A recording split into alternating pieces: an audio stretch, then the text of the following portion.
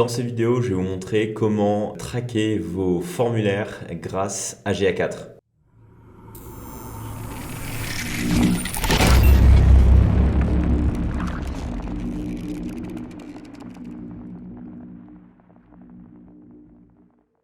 Bonjour à tous, bienvenue sur Web Market School, la chaîne où je vous apprends à obtenir plus de business grâce à Google Ads.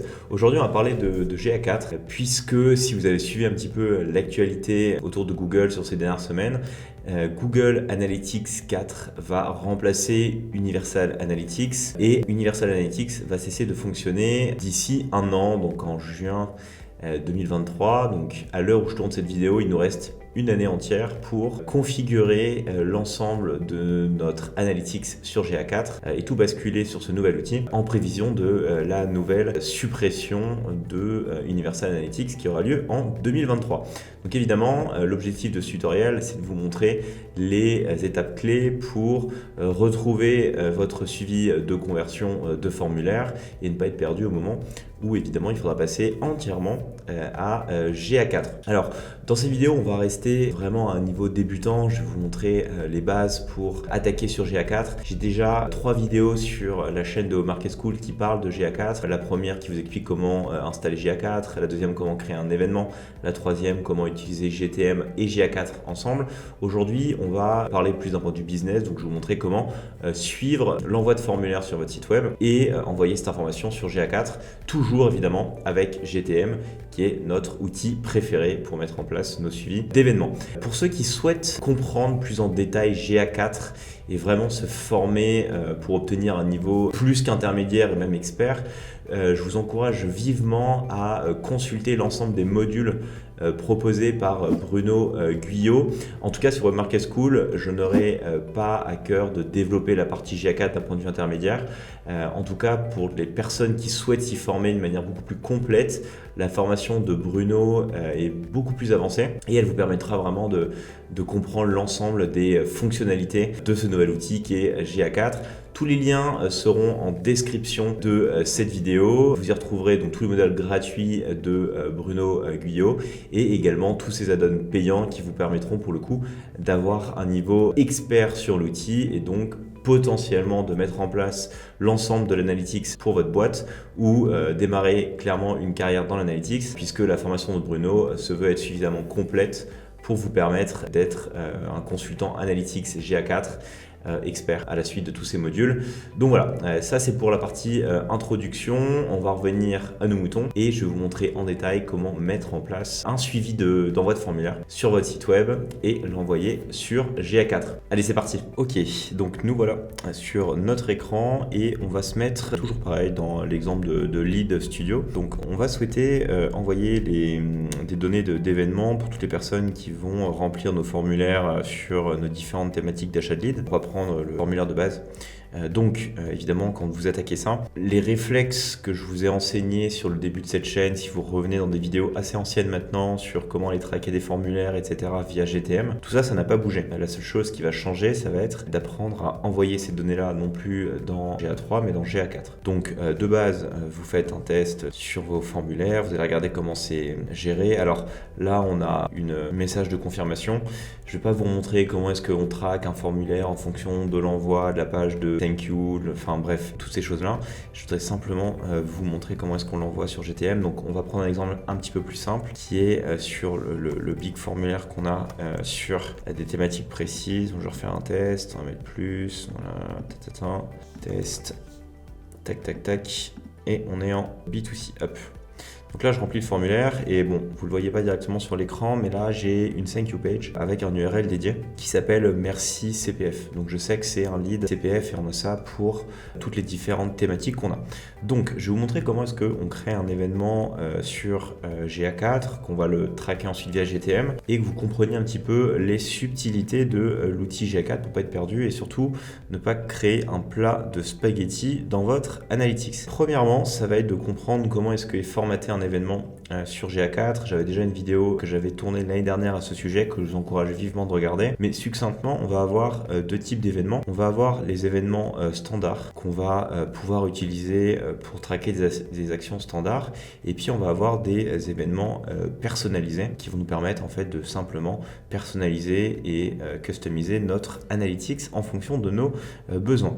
Ce qu'il faut comprendre, c'est que de base, contrairement à GA3, GA4 va être plus intéressant pour nous, en tout cas d'un point de vue événement, et surtout va nous forcer à davantage utiliser les événements standards. Donc avant de partir sur le suivi d'événements, toujours il faut voir quelle est la nomenclature qu'on va adopter, et surtout est-ce que Google ne met pas déjà à notre disposition une nomenclature précise pour suivre nos événements.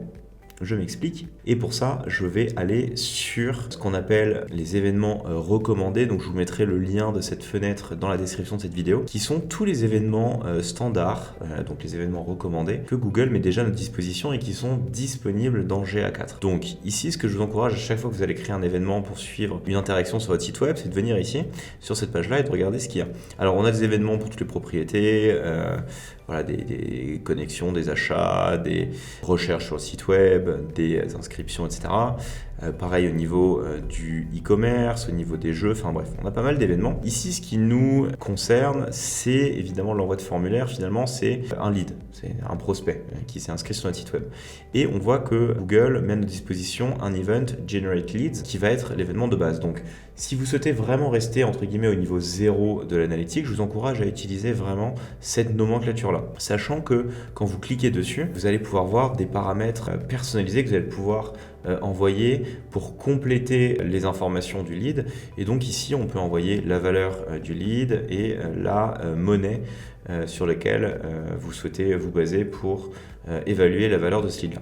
Bon, ça reste très léger, hein, mais si pour le moment, vous n'avez pas besoin de plus d'informations, je vous encourage vraiment à prendre cette nomenclature-là. Donc on va créer l'événement d'un point de vue standard. Pour ça, très simple, on va dans Google Tag Manager. Vous allez dans la partie nouveau ici et on va créer un tag. Alors vous ne voyez pas le nom, je vais l'appeler rapidement GA4 envoi de formulaire de type donc hop, on va reprendre le nom exact, Generate Lead, hop. Et ici, on va venir choisir la balise GA4 Event. Vous allez venir l'associer à votre balise, enfin à votre propriété GA4. Ici, c'est la propriété Lead Studio qu'on a créée. Et vous allez donc donner un nom à votre événement. Donc là, on va reprendre le nom standard que Google nous donne, qui est Generate Lead. Et on va pouvoir venir mettre des paramètres. Alors, je n'ai pas fait le calcul exactement de combien nous rapporte un lead, mais juste pour l'objet de cette vidéo, je vais vous montrer. Donc, on sait que Google nous met à notre disposition des paramètres de base qui sont la valeur et la currency. Donc on va les créer ici. Hop. On va mettre la valeur ici et la currency. Évidemment, c'est pas obligatoire. Si vous n'avez pas de valeur que vous souhaitez associer à votre événement, pas besoin de le faire. Là, c'est juste pour l'objet de la vidéo, je vous montre. Donc valeur, disons qu'un prospect qui s'inscrit nous rapporte 10 et ici en currency, ce sera des euros. Hop. Ensuite, il faut créer le déclencheur. Alors là, c'est très simple. Il vous suffit de reprendre encore une fois l'ensemble des tutoriels que j'ai sur la chaîne pour comprendre comment créer un déclencheur en fonction des interactions que vous souhaitez traquer. Ici, c'est une page de remerciement. Donc, ça va être une page de thank you, lead pour le coup sur la formation. Donc, c'est une interaction de page vue. Si je vais trop vite, encore une fois, n'hésitez pas à regarder mes vidéos sur l'utilisation de GTM ou directement aller suivre les cours de Bruno Guyot qui seront en description de cette vidéo, qui vous permettront clairement d'avoir un maniement expert sur GTM et sur GA4. Donc ici on est sur des pages vues, donc on va mettre à chaque fois, en gros, on va dire à Google à chaque fois qu'un utilisateur arrive sur la page qui contient donc merci CPF, ici, hop, déclenche ma balise d'événement, hop, et on sauvegarde. Tac, tac, tac. Toujours pareil, n'oubliez pas de publier une fois que vous créez un événement, super important. Donc là, on va mettre GA4 Generate Lead, hop, et vous appliquez cette nouvelle version de container. Ensuite, on va venir débugger l'interaction et être sûr qu'elle se déclenche bien. Donc pour ça, vous allez sur Preview ici. Vous allez revenir sur votre site, vous prenez l'URL de votre site que vous ne voyez pas, mais vous avez compris que c'était Lead Studio. Donc là, normalement, la version de prévisualisation s'est déclenchée. Encore une fois, j'ai une vidéo à ce sujet que je vous mettrai en description de cette dernière pour comprendre comment utiliser cette version de prévisualisation. Et nous voilà sur le site. Donc là, on va venir remplir le formulaire qu'on a décidé de traquer juste ici. Donc c'est un test, un numéro de téléphone bidon et c'est parti. Hop. Donc voilà, on a soumis le formulaire. On revient sur la version de prévisualisation. On se met sur l'interaction merci CPF et là on voit que tac tac tac tac tac, on a bien notre événement qui s'est déclenché. Donc là parfait, d'un point de vue GTM tout est bon. Maintenant on va aller voir sur GA ce que ça donne. On va se mettre du coup sur notre propriété GA4. Hop, donc là on est sur la propriété Lead Studio et pour ça on va aller dans le rapport en temps réel. Donc là vous allez dans la partie rapport ici. Hop, vous allez en temps réel, juste ici. Normalement vous devez vous voir, voilà. Je suis repéré, je suis à Paris pour faire cette vidéo. Hop, et vous allez dans afficher l'instantané d'utilisateur. Ça, si vous regardez mes vidéos d'il y a un an, je crois que ça n'existait pas sous cette forme-là. Enfin, en tout cas, le temps réel tel quel ici existait, mais ça ne s'appelait pas instantané d'utilisateur. Donc là, vous allez voir ce que vous avez fait. Et ce qui est là pour le coup vraiment bien, et c'est là où GA4 commence vraiment à être beaucoup mieux que GA3, c'est que vous allez voir donc sur l'utilisateur en question exactement ce qui a été fait. Et donc là on voit, donc là en fait vous savez tout sur moi, hein, vous voyez qu'il est 11h49, je suis à Paris, je crois que vous n'avez pas la journée, bref, vous avez quand même pas mal d'informations sur vos utilisateurs. Et donc on voit que j'ai bien eu à 11h49 et 45 secondes, j'ai bien eu une interaction de type Generate Lead qui s'est déclenché. Donc là, tout remonte bien, j'ai bien mon suivi d'événements. Ensuite, pour le retrouver, vous irez dans la partie ici, engagement événement, et vous pourrez voir ici, une fois que les données seront disponibles, remonter votre événement. Ça y est, vous voyez qu'on est le 8 mai, donc là vous savez tout. On est donc le 8 mai, 11h47, je fais mes vidéos Web Market School un dimanche, voilà, donc vous pouvez tout suivre. Mais tout ça pour vous dire que pour le moment, comme l'événement vient d'être créé, il faudra attendre jusqu'à 24 heures pour le voir apparaître. Mais c'est ici que vous verrez tout. Donc ça, c'est pour un événement standard. Ce que je vous encourage vraiment à faire de base si vous souhaitez rester sur un suivi très succinct de vos interactions sur votre site web. Maintenant, imaginons que vous souhaitez quand même avoir un petit peu plus de granularité. Typiquement, nous, si on regarde la manière dont en fait, notre site est construit sur Lead Studio, on a différentes thématiques en termes de génération de prospects et donc ce qu'on souhaiterait savoir dans notre GA4, c'est quelles sont les différentes thématiques qui génèrent des prospects. Pas simplement avoir un Generate Event sur notre GA4, mais avoir voilà, un Generate Event CPF, Generate Event pompe à chaleur, etc., etc. Donc, on va rentrer dans la partie événements personnalisés. Donc là, pour le coup, Google ne donne pas de documentation et on va voir comment créer un événement personnalisé nous-mêmes. Donc, on va revenir dans la partie tag. On va venir reprendre notre petit Generate Lead.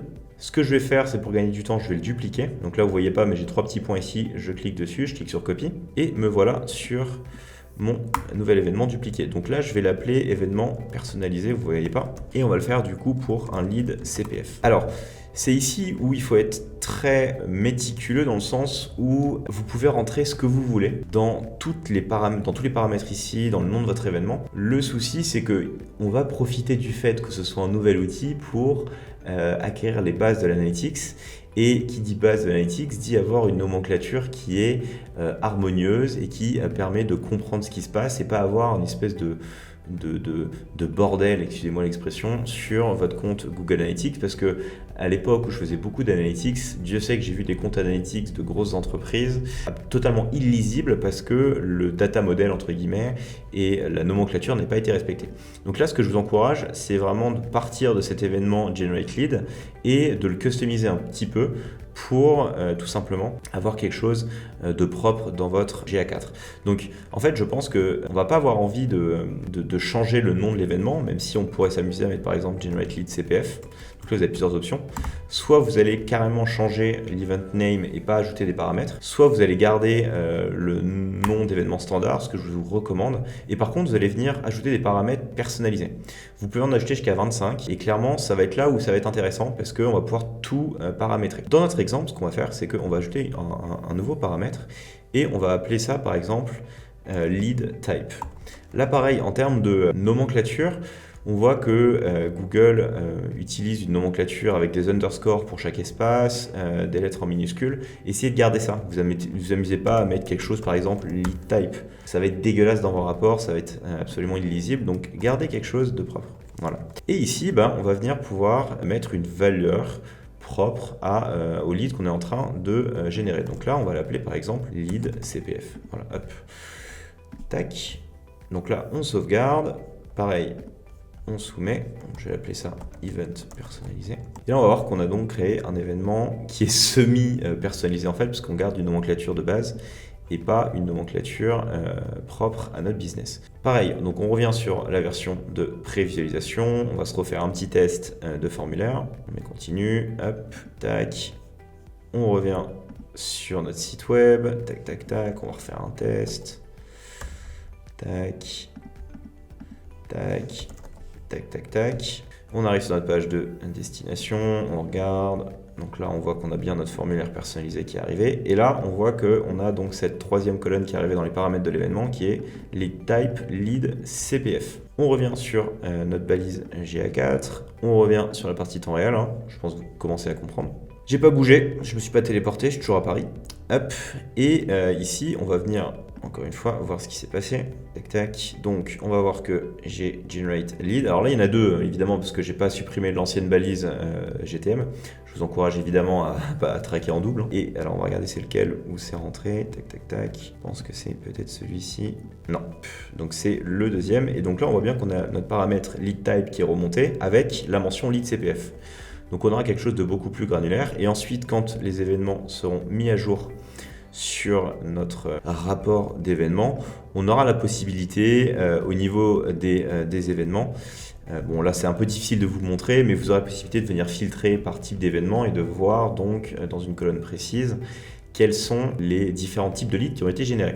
Encore une fois, si vous souhaitez apprendre à manier de manière experte tous ces rapports, à les customiser, à aller dans la partie explorer, etc., je vous encourage vraiment à regarder les vidéos de Bruno Guyot et à suivre ses formations gratuites sur le sujet et également ses modules payants parce qu'il y a clairement énormément de choses et de subtilités que je ne couvrirai pas dans cette vidéo. Troisième cas, on est en mode je m'en bats les couilles de Google, je veux faire ma sauce. Donc là, c'est plus pour les personnes qui sont pour le coup à l'aise avec l'analytics. Je vous décourage de le faire si vous êtes débutant, sinon vous allez clairement vous perdre.